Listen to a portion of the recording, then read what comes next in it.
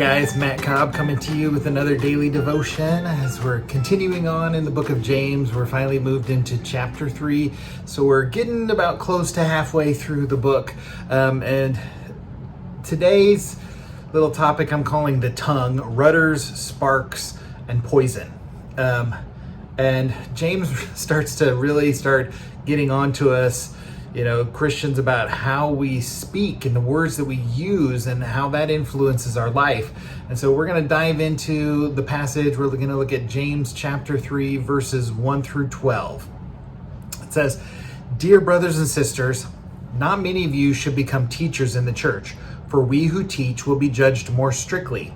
Indeed, we all make many mistakes. For if we could control our tongues, we would be perfect and could also control ourselves in every other way. We can make a large horse go wherever we want by means of a small bit in its mouth, and a small rudder makes a huge ship turn wherever the pilot chooses to go, even though the winds are strong. In the same way, the tongue is a small thing that makes grand speeches. But a tiny spark can set a great forest on fire. And among all the parts of the body, the tongue is a flame of fire. It is a whole world of wickedness, corrupting your entire body. It can set your whole life on fire, for it is set on fire by hell itself. People can tame all kinds of animals, birds, reptiles, fish, but no one can tame the tongue. It is restless and evil, full of deadly poison. Sometimes it praises our Lord and Father, and sometimes it curses those who have been made in the image of God. And so blessing and cursing come pouring out of the same mouth. Surely, my brothers and sisters, this is not right.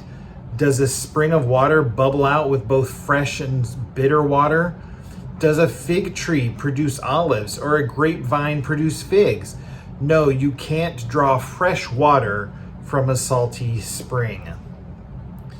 So James packs a lot into this, kind of talking about the tongue, which when he talks about the tongue, he's referring to our speech, our words, the things that we say and do with one another.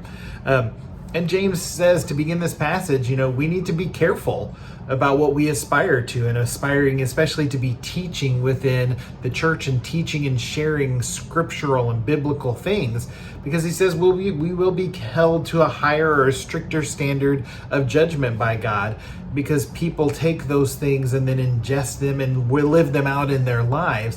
And so we need to be careful those things that we're sharing.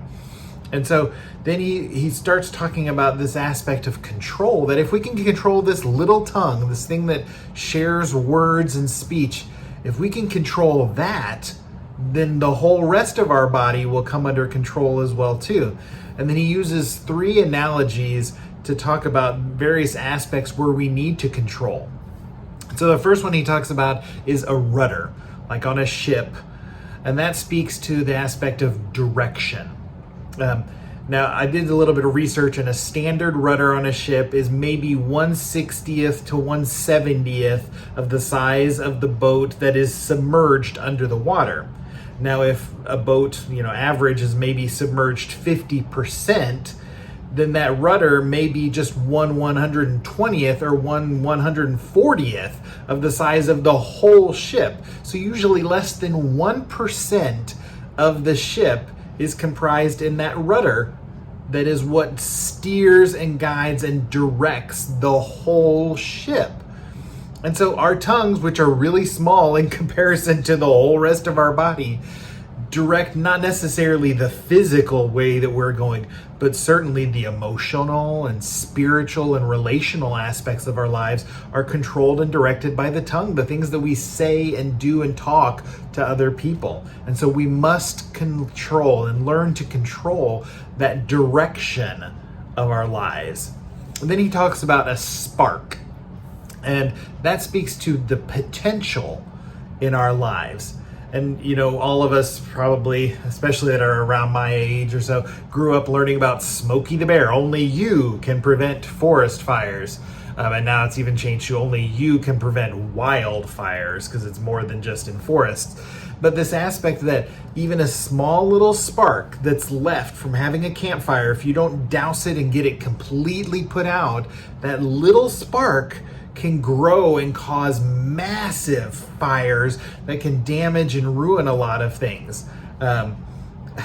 When I was living down in southern Missouri, on the property that we owned, we had a lot of oak trees, so we had lots of leaves that would gather in the yard. Well, I decided, rather than trying to rake them up, because that would just take too much time, I kind of gather them together in some strips and piles and things like that, and then I would burn them off, and the grass would regrow after it and would provide some of that natural nutrients to come in from the burnt leaves and stuff. Well, one time that I was doing it, the wind was crazy, and I didn't realize what was starting to happen, and little sparks were starting to jump over from where I had some controlled piles into the woods area that was just behind our house that I hadn't cleared any areas, and so it could have sparked out and gone crazy. So I had to be very careful to watch the potential of what that could cause. And the same thing with our tongue has the potential to do so many things, to start things that can grow beyond our control. So we must learn how to control that potential that is within our words and our speech. The third thing that James talks about there is the aspect of poison.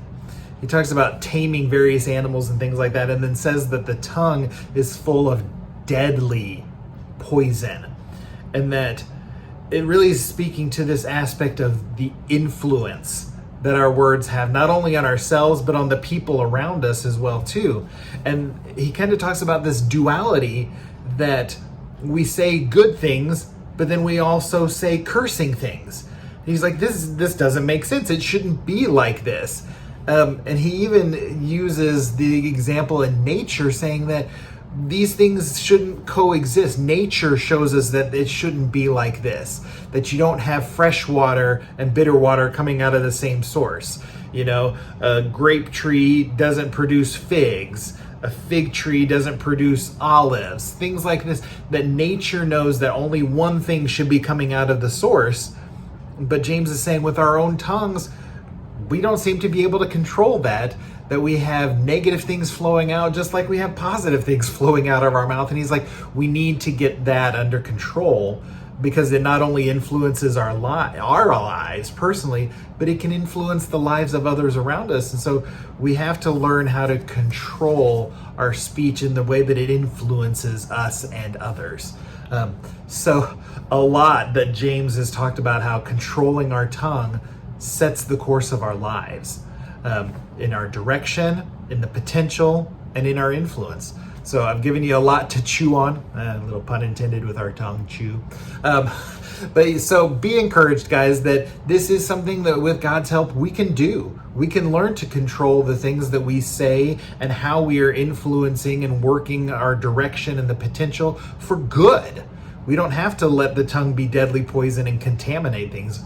It can be good. So be encouraged, guys.